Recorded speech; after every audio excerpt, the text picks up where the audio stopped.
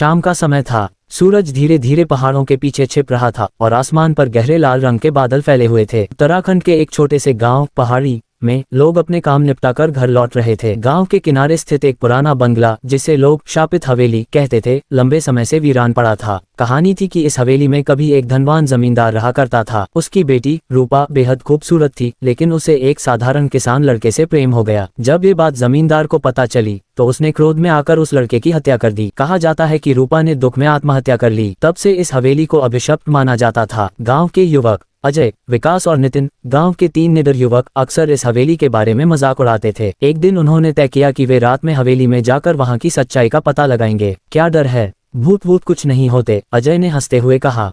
रात का समय, आधी रात को तीनों दोस्त टॉर्च और मोबाइल लेकर हवेली की ओर निकल पड़े। हवेली तक पहुंचने का रास्ता कच्चा और सुनसान था।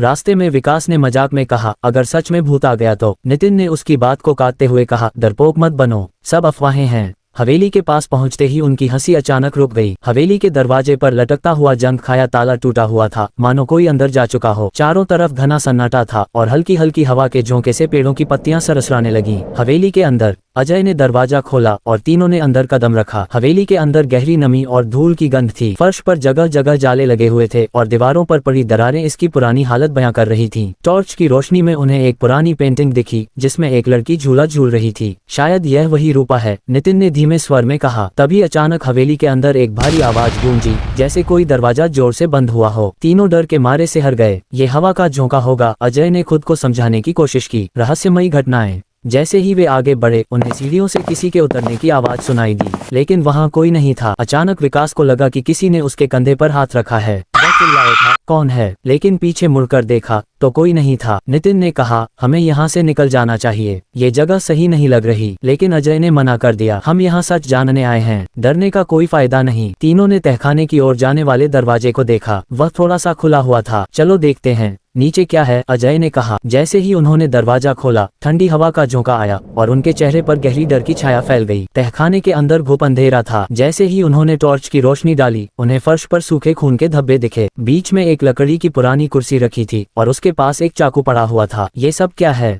नितिन ने कांपते हुए पूछा। तभी उन्हें महसूस हुआ कि कुर्सी अपने आप हिल रही है। अचानक एक काली परछाई उनके सामने आई। वह हवा में तैरती हुई उनकी ओर बढ़ने लगी। उसकी आंखें जलती हुई लाल थीं। वह गुस्से में चिल्ला रही थी, तुम्हें यहाँ नहीं आना चाहिए था। तीनों डर के मारे भागने लगे, लेकिन दरवाजा अपने आप बंद हो गया। वे बाहर निकलने का रास्ता खोज ही रहे थे कि विकास गिर पड़ा। परछाई ने उसे अपनी ओर खींच लिया। अजय और नितिन ने उसे बचाने की कोशिश की, लेकिन वह परछाई उनकी पहुंच से बाहर थी। विकास चिल्लाता रहा, मुझे बचाओ, और फिर वह परछाई के साथ गायब हो गया। अजय और नितिन जैसे तैसे दरवाजे को खोलकर बाहर निकले। वे दौड़ते हुए गांव पहुंचे और लोगों को पूरी घटना बताई, लेकिन गांव वाले उनकी बातों पर यकीन नहीं कर रहे थे। अगले दिन विकास का शव हवेली के पास पड़ा मिला। उसके चेहरे पर डर की गहरी छाप थी। सच्चाई का पता। गांव के बुजुर्गों ने कहा, हमने कहा था उस हवेली के पास मत जाओ, रूपा की आत्मा अब भी वहां भटकती है, उसे इंसानों से नफरत है। अजय और नितिन को अपनी गलती का एहसास हो चुका था, लेकिन अब बहुत देर हो चुकी थी। हवेली आज भी उसी तरह खड़ी है और रात में वहां से अब भी किसी के चिल्लाने की आवाजें आती हैं। शापित हवेली आज भी गांव वालों के लिए एक रहस्य बनी हुई है।